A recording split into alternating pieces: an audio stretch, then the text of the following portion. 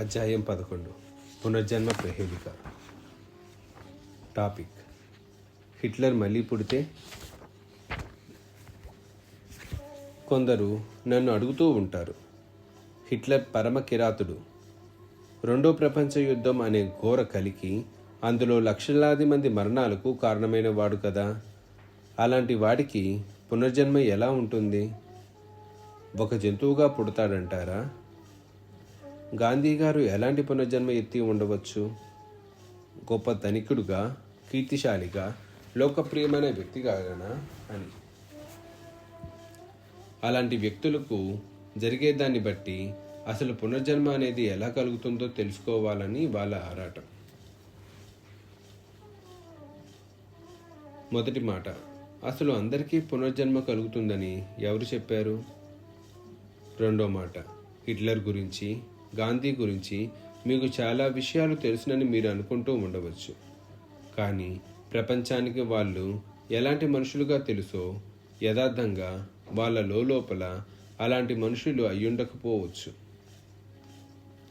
అంతర్గతంగా, అస్తిత్వపరంగా వాళ్ళ ఎలాంటి స్వభావం కలవాళ్ళో అది ముఖ్యం.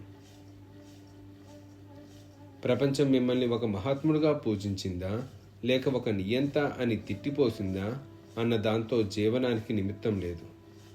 కనుక మరణానంతరం వాళ్ళకేమి జరుగుతుంది అన్నది కూడా దాని మీద ఆధారపడి ఉండదు. మీ సమాజంలో నియంత అంటే చెడ్డవాడు, మహాత్ముడు అంటే స్వాదు స్వభావం గలవాడు, గొప్పవాడు కావచ్చు. కానీ కేవలం అస్తిత్వపరంగా చూస్తే అసలు నిజం దీనికి సరిగ్గా విరుద్ధం కావచ్చు. విరుద్ధం అని నేను అనటం లేదు, విరుద్ధం కావచ్చు అని అంటున్నాను. విరుద్ధం ఎందుకు కావచ్చు అంటే వాళ్ళు అంతర్గతంగా ఎంతటి చిత్రహింసలు అనుభవించారో మనకు తెలియదు కనుక. ఇతరులను క్రూర హింసలకు గురి చేసిన వాడు తనలో అంతర్గతంగా చాలా పద్ధతిగా, చక్కగా జీవితం గడిపి ఉండవచ్చు. ఎప్పుడు ఇతరులకు మంచి చేయాలనే ప్రయత్నించిన వాడు తనకు తాను క్రూరంగా హింసించుకొని ఉండవచ్చు. అస్తిత్వం దృష్ట్యా జీవితం ఎలా గడిచిందో దానికి మీ దృష్టిలోనూ సమాజం దృష్టిలోనూ జీవితం ఎలా గడిచిందో అనే దానికి చాలా వ్యత్యాసం ఉండవచ్చు. పునర్జన్మ దాని మీద ఆధారపడి ఉండదు. సరే, మరి మనిషిగా పుట్టినవాడు పునర్జన్మలో జంతువుగా పుట్టే అవకాశం ఉందా? మనుషులకు కొన్ని కాంక్షలు, కోరికలు ఉంటాయి. కోరికే కర్మగా రూపుదిద్దుకుంటుంది. జీవితం గురించి వాళ్ళకున్న ఆశలు, ఆశయాలు వాళ్ళకుంటాయి. మౌలికంగా వాటినే కోరికలు అంటాము. ఇప్పుడు మీకు కొన్ని కోరికలు ఉన్నాయనుకోండి, అవి తీరలేదనుకోండి. ఉదాహరణకు, ఒక $100 కోట్ల కూడబెట్టాలని మీ కోరిక. కానీ మీకు దాన్ని న్యాయమార్గంలో సంపాదించే తెలివితేటలు లేవు. ఏ బ్యాంకులో దోచుకొని తెచ్చుకోగల ధైర్యమూ లేదు. మీ స్వభావం అది కాదు.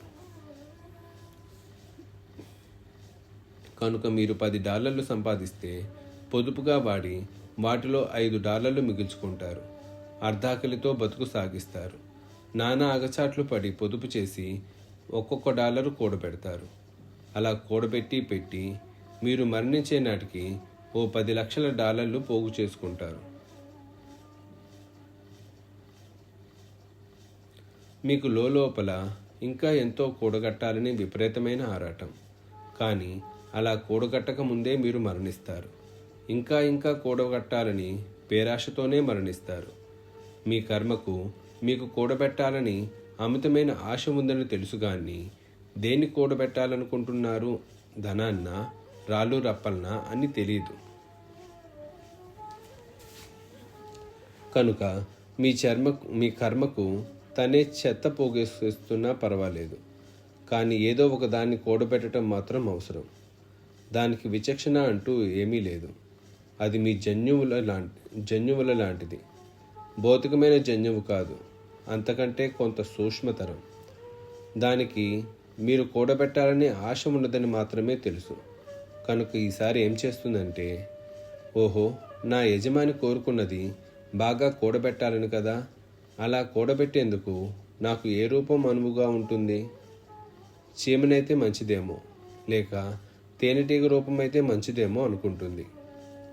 దాంతో మీరు చీమగానో తేనెటీగగానో నెత్తుతారేమో, ఎవరికి తెలుసు? మీరు తేనె సంపాదించి కూడబెడతారు, దాన్ని మరెవరో తాగేస్తారు. కనుక మీలో ఏదో ఒక లక్షణం బలవత్తరంగా ఉంటే మీరు ఆ లక్షణానికి ఏ శరీరంలో అయితే ఎక్కువ న్యాయం చేయగలరో అలాంటి శరీరము, అలాంటి పరిస్థితులు కావాలని మీ కర్మ అన్వేషిస్తుంది. మీకు తిండి రంది చాలా ఎక్కువ అనుకోండి, మీకు బాగా తినాలి అని తప్ప మరో కోరిక ఉండదు. పాపం, తినాలనుకున్నది తినకుండానే మరణశయ్య మీద కూడా తిండి మీదే ఆలోచనని కేంద్రీకరించి ప్రాణం వదిలారనుకోండి, కొంతకాలం తర్వాత మీరు పునర్జన్మ ఎత్తవచ్చు, ఎక్కడో ఒక తిండి పుష్టి గల పెంపుడు పంది రూపంలో. మీకు ఆ జన్మలో కడుపు నిండా తిండి దొరకనూ వచ్చు. అలా పంది జన్మ ఎత్తడం మీకు పడిన శిక్ష అని లోకులు భావించవచ్చు. కానీ మీకు మాత్రం అది శిక్ష కాదు, ప్రకృతి ధర్మం. అసలు ఇది శిక్ష, బహుమత అన్నది ధోరణిలో ప్రకృతి ఆలోచించడం లేదు. మీకున్న వాసనలు అలాంటివి. మీలో తీరకుండా మిగిలిపోయిన కోరికలు ఏమిటో వాటిని బట్టి వాటిని తీర్చుకునేందుకు బాగా అనువుగా ఉండే శరీరం ఏదవుతుందో ఆ శరీరమే మీకు మరుజన్మగా లభిస్తుంది. తప్పకుండా అది జంతు శరీరమే కావాలనేమీ లేదు. మీ కోరిక తీరేందుకు మానవ శరీరం అనువుదైతే మీకు అలా అనువైన మానవ శరీరంతోనే అనువైన పరిస్థితుల్లో, అనువైన పరిసరాలలో పునర్జన్మ కలుగుతుంది. ఇది పాములు నిచ్చెనల వైకుంఠపాలి ఆట లాంటిది. ఒక్కొక్క గడి దాటుకుంటూ వెళ్తారు. ఓసారి గంతు వేస్తారు, ఓసారి నిచ్చెన ఎక్కేస్తారు, మరోసారి జారిపోయి కిందకు వచ్చేస్తారు. నిచ్చెనలు ఎక్కుతుంటారు. కానీ పాములున్నంతసేపు అవి మిమ్మల్ని కాటు వేసి మళ్ళీ మొదటి గడ్డిలో పడేయగలవు. కొన్నాళ్ల పాటు ఎక్కుతూ ఉంటారు, మరి కొన్నాళ్ల పాటు దిగుతూ ఉంటారు. అది అలా జరుగుతూ ఉంటుంది. కానీ మీరు ఆధ్యాత్మిక మార్గంలో చురుకుగా పయనిస్తూ ఉంటే మాత్రం మేము మీకు సాధనను ఇస్తాం. దాని సాయంతో మీరు పాములన్నిటినీ తొలగించి పారేయచ్చు. మీకు కొంచెం బాధ్యతగా నడుచుకుంటే ఇక మీ ఆట పటంలో పాములే ఉండవు. మీరిక మీదట మరింత కర్మను పోగు చెయ్యలేరు. ఆ దశ అయిపోయినట్టే. మీ దృష్టంతా మీరు మీ మీదే కేంద్రీకరించుకున్నారంటే ఇక ఆ క్షణం నుండి మీకు ఇక్కడ జరిగే వాటికన్నిటికీ మీరే కారణమా, ఆధారము అని వస్తుంది. ఆ ఎరుక వస్తే ఇక మీరు మీ కర్మరాశిని పెంచుకోలేరు. అది ముగిసిపోయినట్టే. ఇంతవరకు వచ్చి చేరి ఉన్నదాన్ని చక్కబెట్టుకుంటే, కొట్టుకుంటే చాలు. ఇప్పుడు మీ పని సులభం కదా.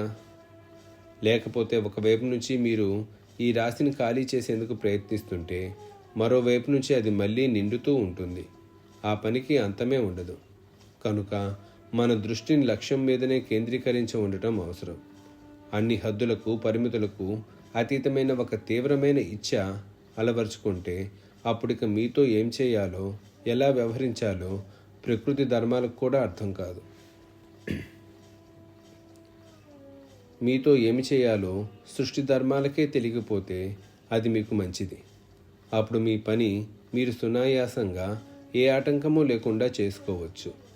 ప్రకృతి ధర్మానికి మీతో ఏమి చేయాలో అర్థమైతే అది మిమ్మల్ని ఒక అరలోనో మరొక అరలోనో వేస్తుంది. స్త్రీ జన్మ అరో, పురుష జన్మ అరో, పంది జన్మ అరో, బొద్దింక జన్మ అరో ఏదో ఒకటి. శరీరం అంటే ఒక అర లాంటిది. కనుక మీ ఆరాటము, ఇచ్ఛ, ఆకాంక్ష, మామూలు విషయాలు వేటి గురించి కాకపోతే మిమ్మల్ని ప్రకృతి వాటి వైపుగా తోయలేదు. ప్రకృతి మిమ్మల్ని గురించి ఏ నిర్ణయమూ తీసుకోలేదు. అది మీకు మంచి సానుకూలమైన అంశం. సమస్థితి అలవర్చుకోవటం వెనుక కిటుకు ఇదే. సమాప్తం.